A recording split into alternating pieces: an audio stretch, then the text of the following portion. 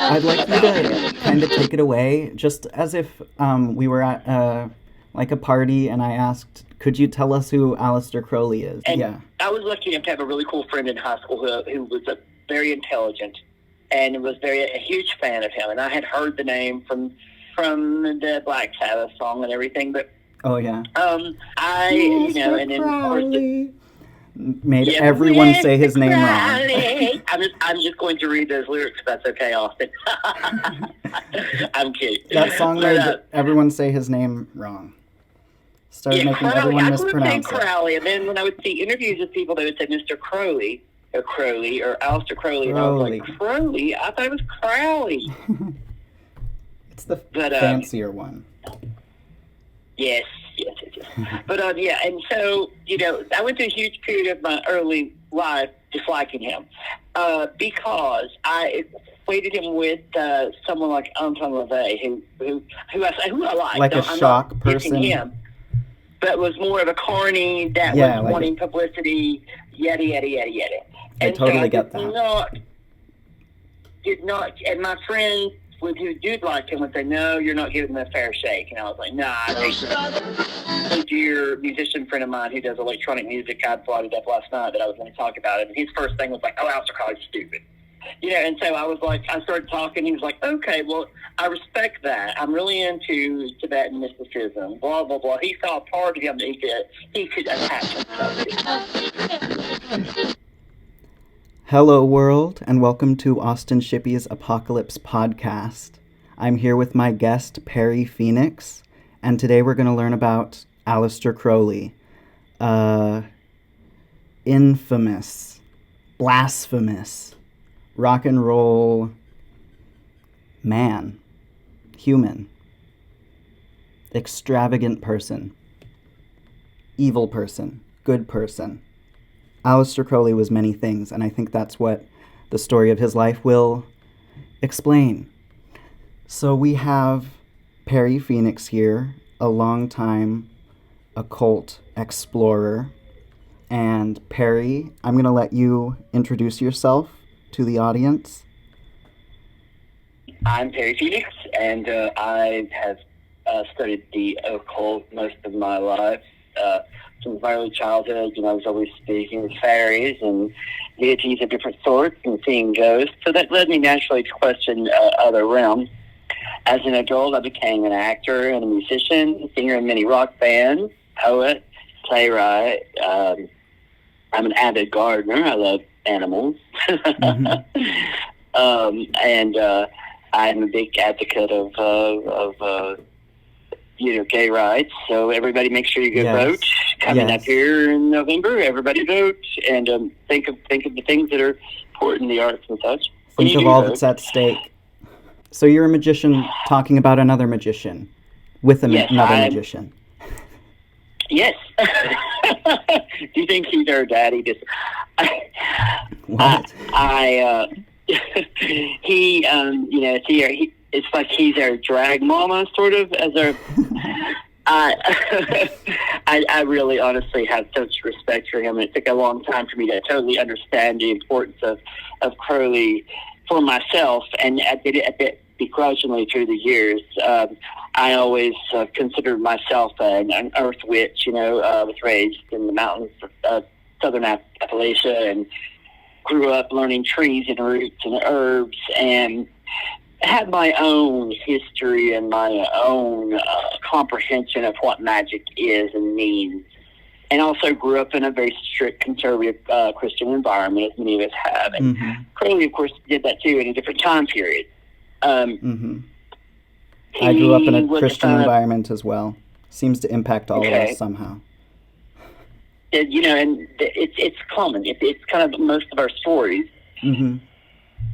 Crowley's father was a minister. His father died when Crowley was very young, but he had a huge influence on him as far as he was a very severe man, as everyone was. This was in the late 1800s, the Victorian era in the UK. Crowley was from the UK, and he was under the strain of these Christian schools he was sent to. And he, at the same time, at an early age, he adored Scripture, the Hebrew Scripture in the New Testament. Mm-hmm. And he could recite them at the bat of an eye. He could tell you any part of the Bible you wanted to know. I think around the time he went through puberty, he started rebelling, as many of us do. Mm-hmm. And he started doing things like he'd go into the gardens of the school and recite the Lord's Prayer backwards to see what would happen, because he was curious. He was brave enough and intelligent enough to test the boundaries of the religious upbringing he had been given. To test God himself.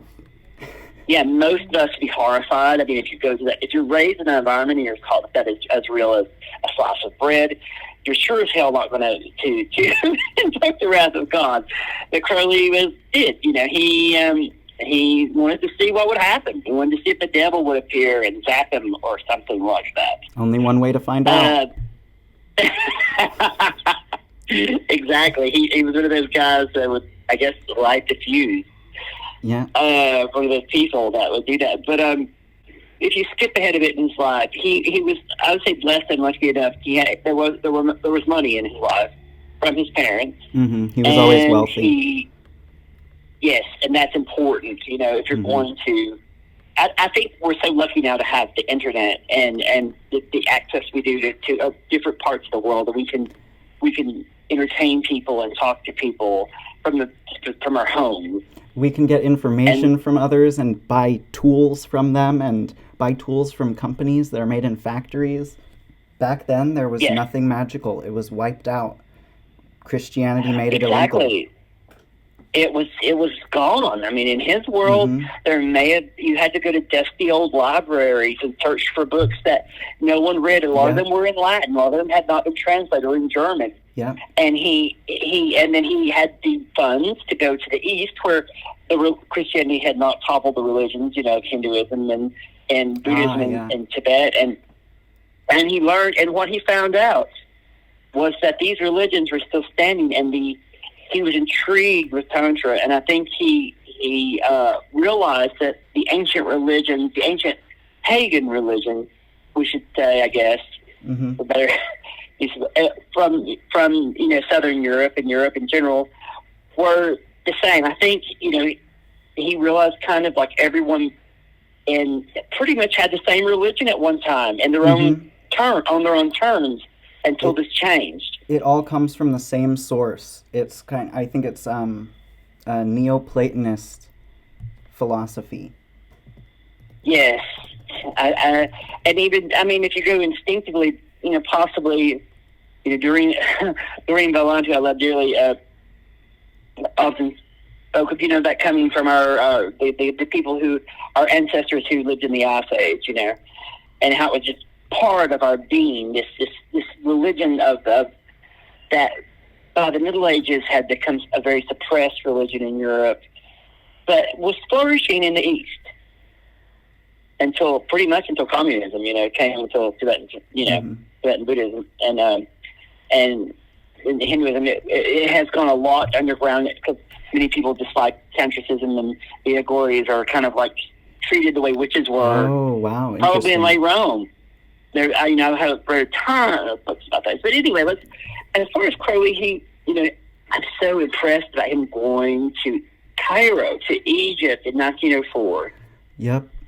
He made it happen. Yes, he went there to Egypt in 1904. Imagine Egypt in 1904 and how that was. Little had changed. Wow. This was before the industrial age had hit there. Little had changed at the time of, Alexandria. But so he's there with his first wife, Rose, and they're on their honeymoon. And she starts having these visions, and she's feeling like she's a channel for the spirit. And that's interesting that would happen on your honeymoon. Do you think that she started having visions because of Crowley influencing her, inspiring her to start looking into that? Or why did it happen to her at that time? Well, Crowley would tell you that because of her sex, because of her gender, he would say, well, she's a female. She is the Scarlet Woman. He would say, and Crowley's words for that. She was this priestess that could take because a woman is more subtle, or in his view, I'm saying this in Crowley's words, from the time period, they could be channels for these powers because of their womanhood. And he at first thought she was crazy. I mean, I'm sure they had spoken. She knew who he was and about his beliefs. But he at first did not really believe her, he said.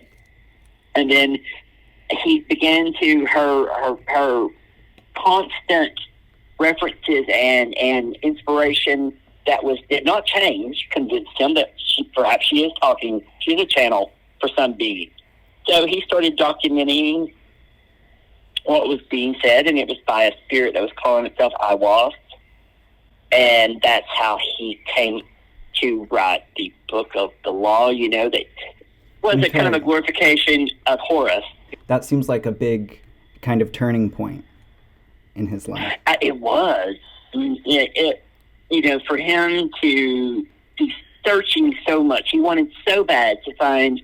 He believed that that we all had these spiritual guides. We all had angels, and his goal was to find out who his higher source was that could lead him to higher and higher levels. He wanted so bad to bring Oriental wisdom to Europe, restore paganism in its purest form of spirituality, rather than a money show, which all religions eventually become. But this was a turning point in his life, because suddenly he was hearing these things that were what he needed to make that next step. And from the spirit who was speaking about an ancient god, the ancient gods of Egypt. If you read the Book of the Law, you hear of Nuit and the Sky Goddess, and then you hear about Horus and he's very, his rules, and that's when we first do what thou wilt. So it's like he's resurrecting them. Yes, he felt that Horus, the son of Isis, was coming back through Rose and him to reach out to the 20th century and lead people back to those type of beliefs that were lost in the West. Very interesting. And out of the whole historical record, it seems only a handful of people have done that and attempted it in such a way that Crowley did, to where the whole world was influenced by it. Mm-hmm. It's stunning. Yes. To read his works, they're definitely inspired.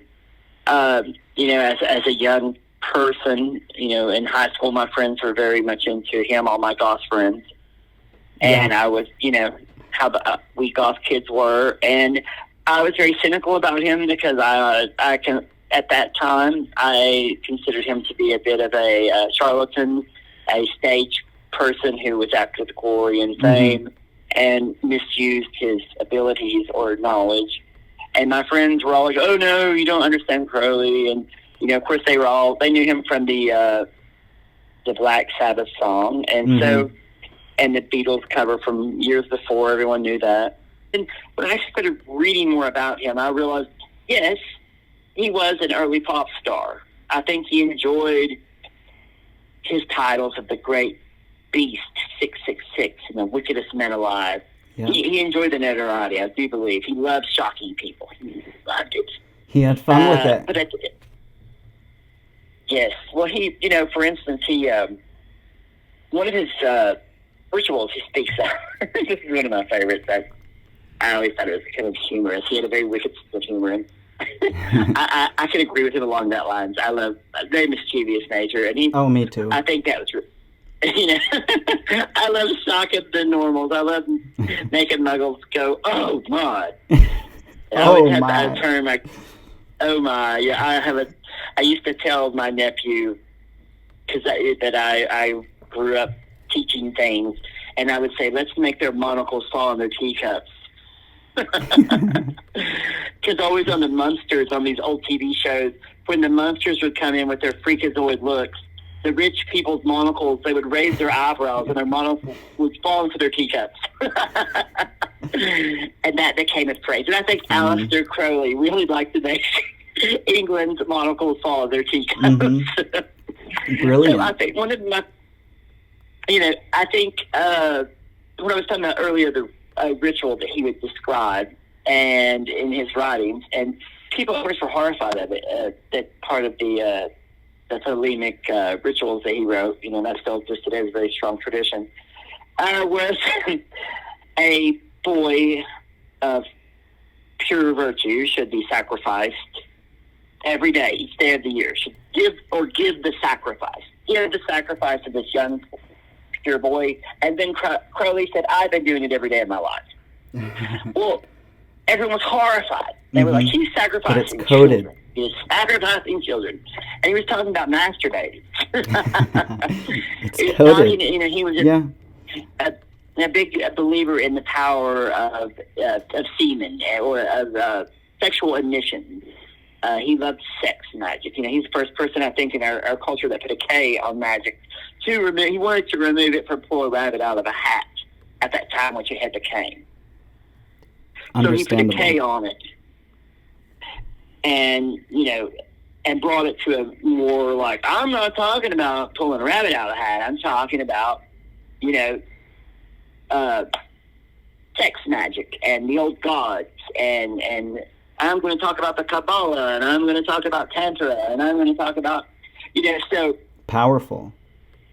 Yes, so that's why, the press were instantly, of course the press had fun with this. They were like the wickedest men alive. And, he was kicked out of Sicily.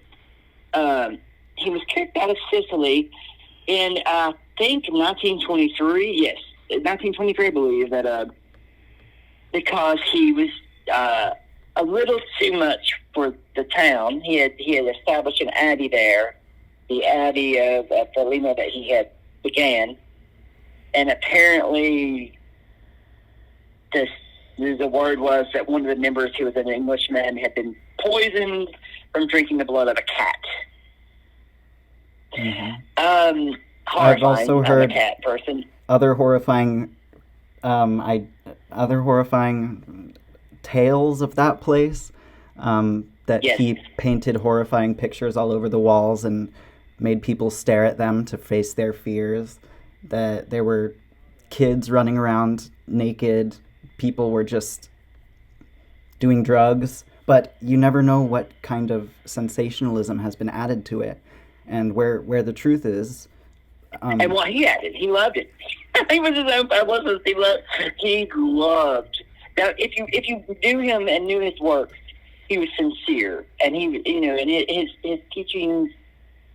He was trying to, I think originally anyway, trying to take humanity to its highest state of being, and that is what magic is. The highest state of existence of a human being in unification with the environment, with nature, with deity, with the universe. And I think that's what Crowley originally wanted. I do think he became so involved in the use of drugs and intoxicants. Yeah. And back then they didn't know that drugs were so addicting in a lot of ways. They weren't as educated back then. He was the first Western person to talk about peyote and talk about the glories of peyote. He would give peyote disguised in fruit juice to his followers in the early days in the Abbey. And disguised, so he slipped it to him? Yes, he slipped it to them in the fruit juice, and it was like, this is soma, this is the nectar of the gods, and they would stare at these pictures of demons copulating as they, and then he would tell them, I want you to rise above your fears, the way Tibetan monks would tell you. So they went to their depth. They went to their depth, and then they went to their height.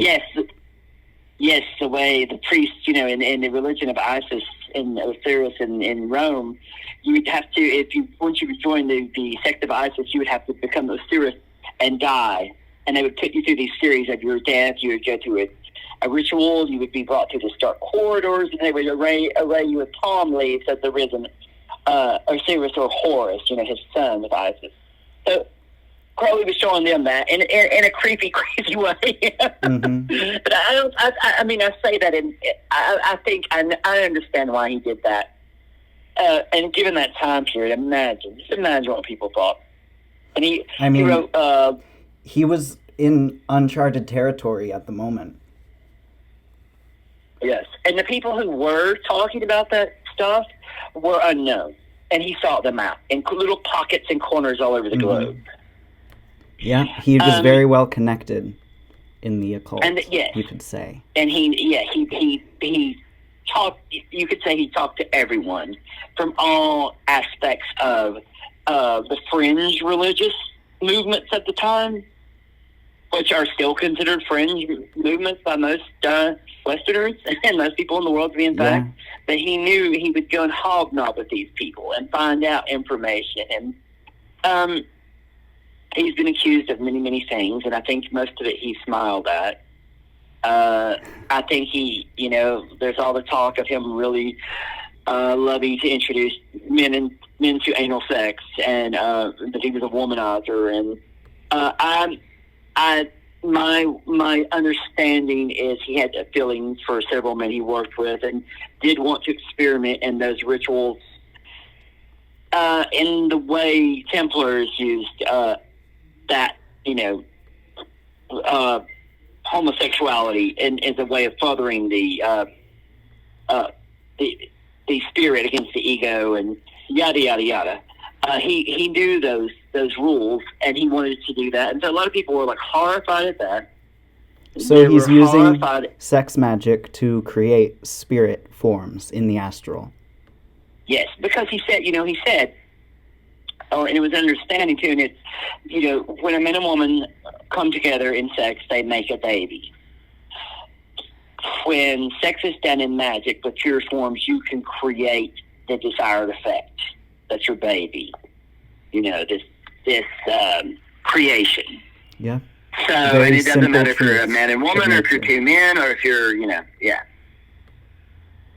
And that, he was way ahead of his time in those views. And I think if you're, I think he had such an open mind and such an interest in this knowledge that it made him, he was the channel, of all of this. So he was like a floodgate. I've always thought of the occult as a floodgate. It's like you let it out and it gets dispersed into culture every time. And you have to be careful what you let out.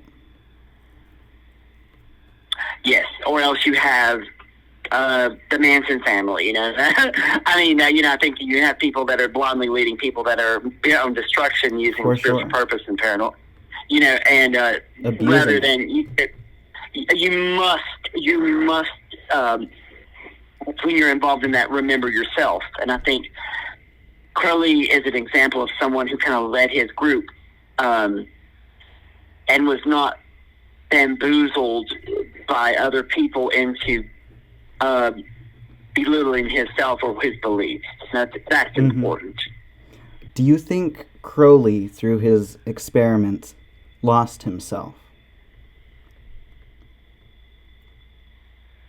You want my honest opinion? Yes. I think he did. I think by the time he died, his last statement was something like, "I have come to no conclusion." And this is a man who has done all that we've been talking about. I think Crowley's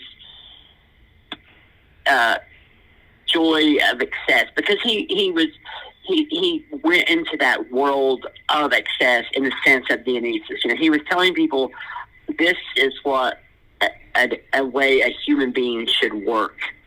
We're seeking the higher grounds like going to the lower grounds. It's Tantra. Trying to find the natural state of humanity before all these false rules get instilled into us. Yes. And so he was, rolling in and sex, drugs, and rock and roll before it was cool. Yeah. And there's a price to pay. And regardless of who you are, regardless of your knowledge, there's a price to pay for those things. And what the years of that took their toll, I think he lost his his guide abandoned him after so long, because I think his guide probably was hidden by a veil of intoxication.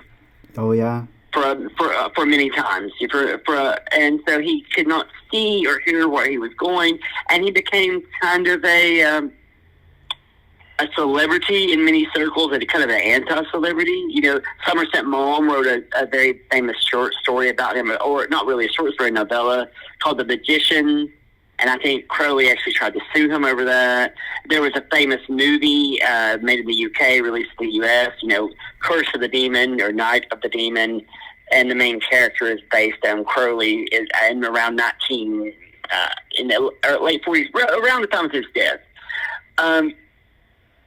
His image became known as the dangerous, hedonistic, debauched, dark magician, you know, And sexual deviant in that after time so period. long, after so many horrible stories and accidents and even purposeful abuses and purposeful like extravagant wrongdoings, it does overshadow. But Yes, it's just interesting how he was so one of a kind in a lot of ways. Even though he was predicting like all of these things that were going to infiltrate Western culture, he was like the only one doing it in a way, or the only one doing it to his extent. the one who the gods put their finger on. There was probably tons of people and who had this information or aware of what he was talking about.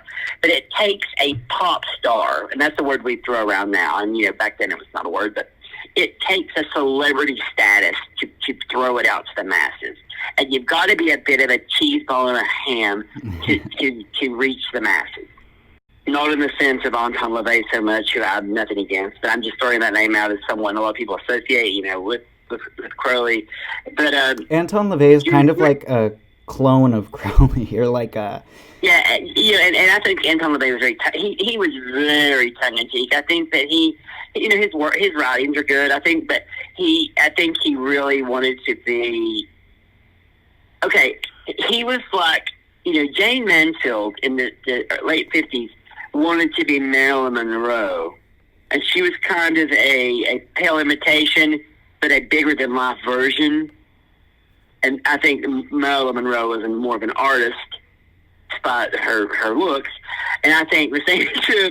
Crowley was like Marilyn Monroe, and Anton LaVey was like Jane Mansfield. You know, Jane Mansfield became a disciple. She became a disciple of Anton LaVey.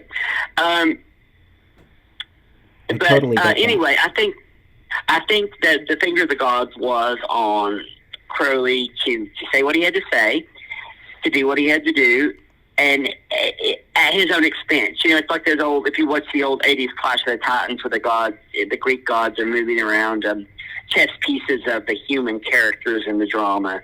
And oops, this one fell. And Crowley's very similar. They used him for their own ends and then discarded him in the wreckage, that the side effects of being used, being a burning star, it trapped in a human body, and using drugs to cope. They left him to his demise, as they will do. And he died poor and alone. Yeah, you know, and he was from a wealthy lifestyle. He'd done it all, so you can't really knock that. But when he died, he was kind of forsaken, forgotten, sued, and broke. You know, many people who had been following him were angry, and he kind of, again, he was paying the devil for the dance, you know. So a lot of people would say that this is evidence that magic and occultism are a harmful, dangerous force. How do we reconcile that? We tell them you must use common sense. We tell them, if you do the pentagram, you know, if you look at the way I learned it, you know, you have your you stand in the shape of a star, and Crowley said we're all stars, right? Yeah. We are all five stars, and we're stars. And so you think of, like, I always think of myself as, my left hand, if I stand as I'm pretending to be a star, like on a tree, a Christmas tree, my left hand is the earth, and the earth is need, and my left foot is water, and that is desire, and my right foot is fire, and that is creation, and my right hand is air or heart, and that's telling me to use compassion, and the top of the star is spirit, which is telling me that I have to rely on higher sources. I am a human, but I must work through all those things using compassion. And that would be what someone who would say, well, this is showing us that magic is dangerous and destructive. If you go into it, I would say as for selfish gain, then that's what you probably will get. You probably get something selfish right back, and the universe gives us what we give out. So it's like a rebound effect. Yeah, and if you're doing it in a selfless, I am trying to evolve, and more than I, cross that out. We will evolve. You're trying to help everyone around you to grow and flourish and be everything they can be, instead of being trapped in fighting over all the things we have to fight over, and the anger we have, and depression and darkness, and using science and the wonderful gifts of medicine we have, and not believing in garbage that takes us away from that. But at the same time, admiring and lifting up the beliefs of the ancients in a way that can be used today. That's how we should use magic. Did Crowley fail? No, he did. When he was used up, and then he was dropped. I think Crowley used him up. Yes, and not to be negative towards him. Maybe if he died a sad person, I wasn't there with him. If he was very sad, maybe he had not found his own self in all of his, the quest for knowledge and spiritual enlightenment without the self can be as empty as a businessman who has a giant tower and owns 30 department stores, but has nothing inside of them. Yeah. You've gained so much, but what do you have? What do you have to fall back on within?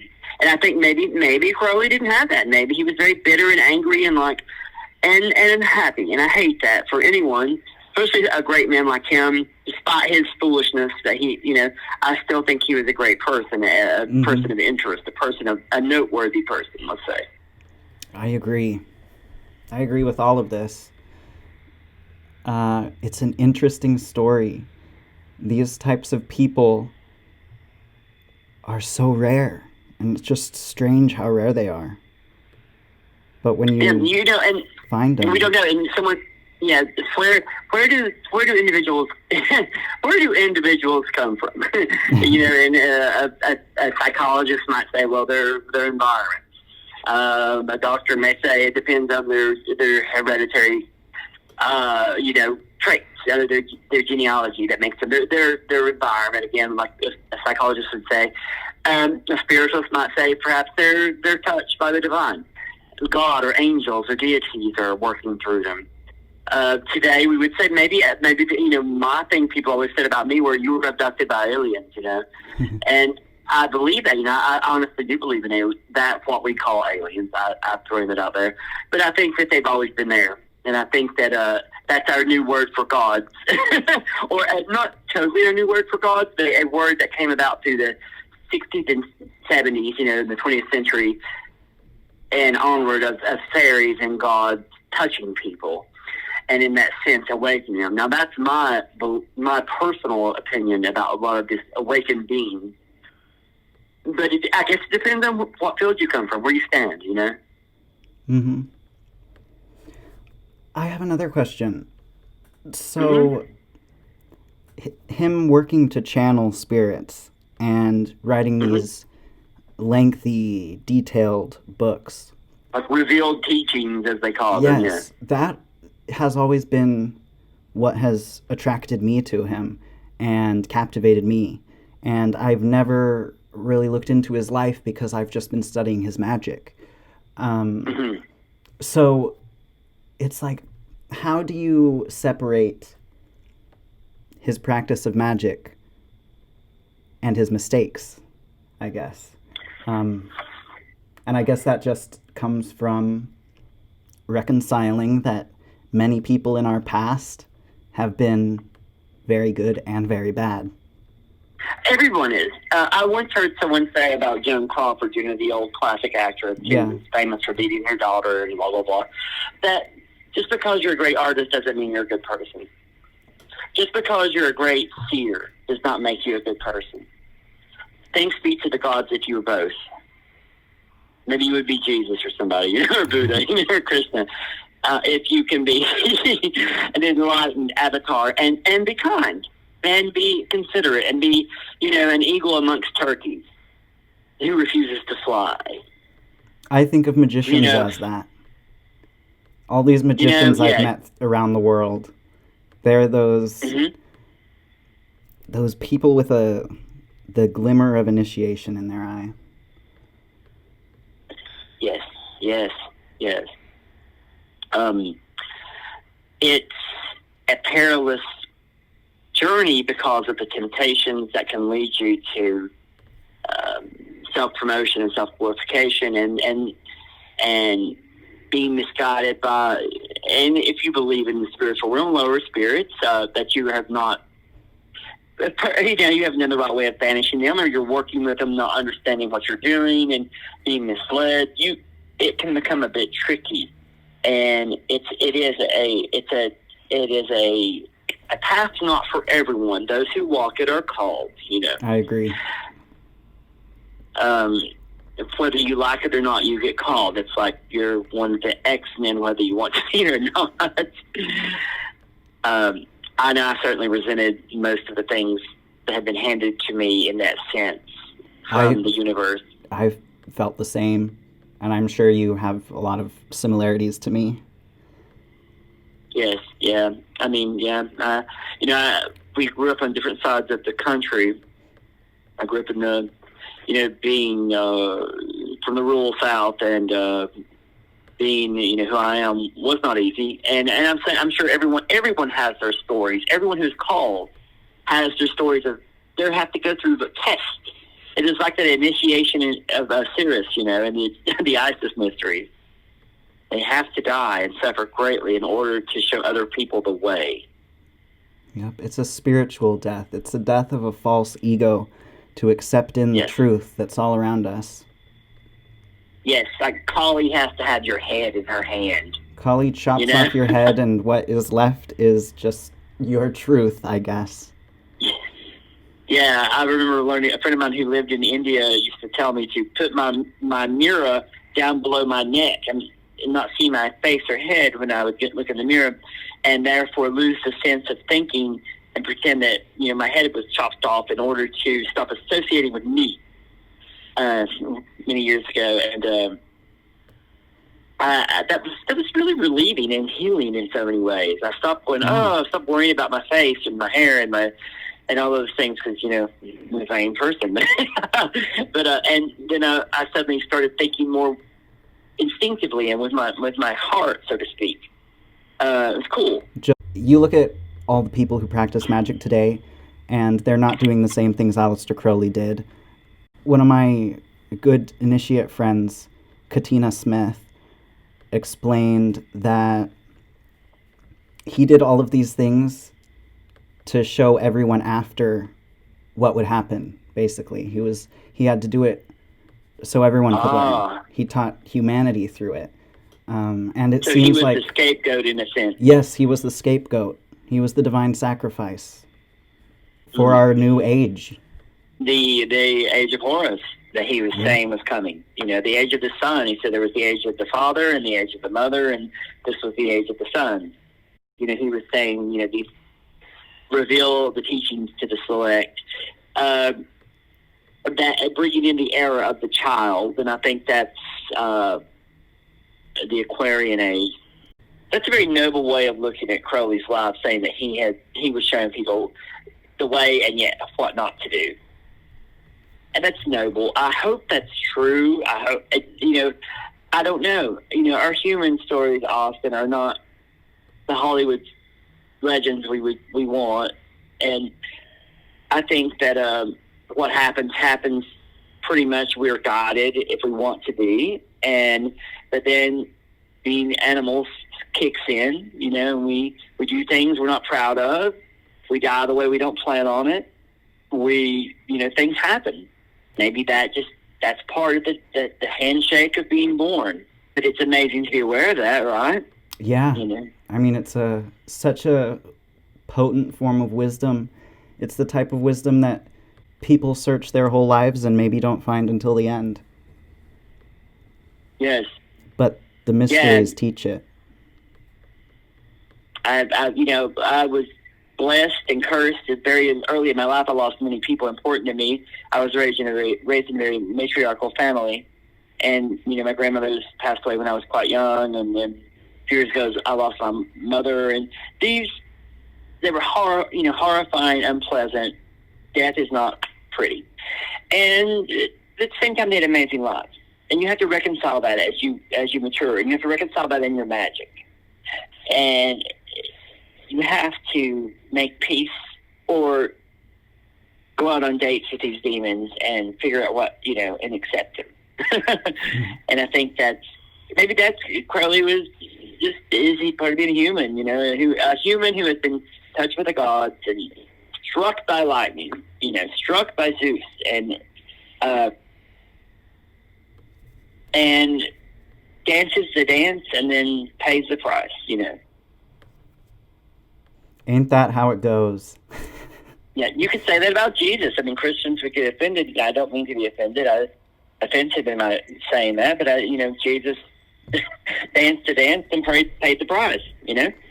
I think we all dance the dance and pay the price, and we become the magician version of ourselves or the fool version of ourselves.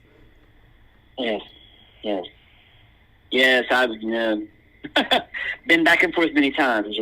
I was born on April Fool's Day, and so I always would tell people, because it was such a pain to be born on that day, that it was the old, which it was, the old holiday of Aphrodite, in ancient times. And I was like, no, it's Aphrodisias. It's not. And then I learned both are true. The love goddess and the fool, and Aphrodite was the teacher of laughter, so maybe that's important. But I definitely have been with the fool, and pain and time teach us the wisdom we need to be the I don't want to say so much wizard, but the magi that we can be. It's the same thing. Just that it sounds better. Mm-hmm. Many of us have magi in our lives. Anyone can teach wisdom and pass wisdom on. And we should be grateful. Yes. It may be a person who works in a grocery store that can't read, but they may know something beyond what you can find in a book and show it to you. My ancestors were all mountain people. My great-grandmother was a midwife that probably could not read much. They could read maybe a few verses of the Bible. So many people I've encountered in my life who gave me so much, did not vote the way I vote, did not think the way I think, did not pray the way I pray, but at the same time, that wisdom of the universe spoke through them. And if I had a problem, then I was no better than the problems I thought they had. Yeah. I can tell that you are a magician.